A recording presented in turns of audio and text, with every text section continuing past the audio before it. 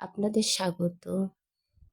আজকে আমি আমার ছাদ বাগানের এক কোণে কবুতর পালন নিয়ে কিছু কথা বলবো। আমি কোনোদিন কবুতর পালিনি, খুব শখ করে আমি কবুতর কিনে এনেছি। আপনারা দেখেন, আজ আমার সেই কবুতর ডিম পেড়েছে, তা দিচ্ছে। আমার 3 জোড়া কবুতর। আমি এদেরকে কখনো খাবার কিনে আনি, আবার কখনো গম, ধান, ভুট্টা, সরিষা এগুলো মিশ্রণ করে তারপরে এদেরকে খাবার দিই। মাশাআল্লাহ, আমার 3 জোড়া কবুতরই আমার ডিম দিয়েছে। তবে কবুতর খুব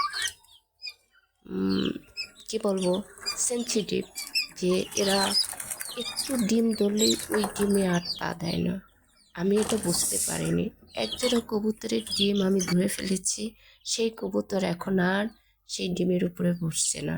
আমি এটা জানতাম না। আপুরা ভাইয়ারা, আপনারা কি জানেন যে কবুতর এরকম হয়? আমি আসলে শুনিনি। তো আমি ওই ডিম একটু সরিয়ে ওদের ঠিক করে দিয়েছিলাম। এখন ওরাও আর ওই ডিমে বসে না। তো আপনারা দেখবেন আমার সামনে কয় জোড়া বাচ্চা ফোটে বা বাচ্চাগুলো কেমন হচ্ছে, সেগুলো আপনারা দেখবেন, আমি দেখাবো। ইনশাল্লাহ আপনারা আমার পাশে থাকলে আমি নতুন নতুন ভিডিও করে আপনাদের আমি তা দেখাবো।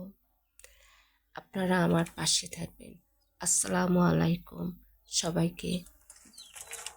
আবারও আমার ধন্যবাদ দিয়ে আমার পাশে থেকে লাইক, কমেন্ট, শেয়ার করে আমাকে উৎসাহ দেবেন।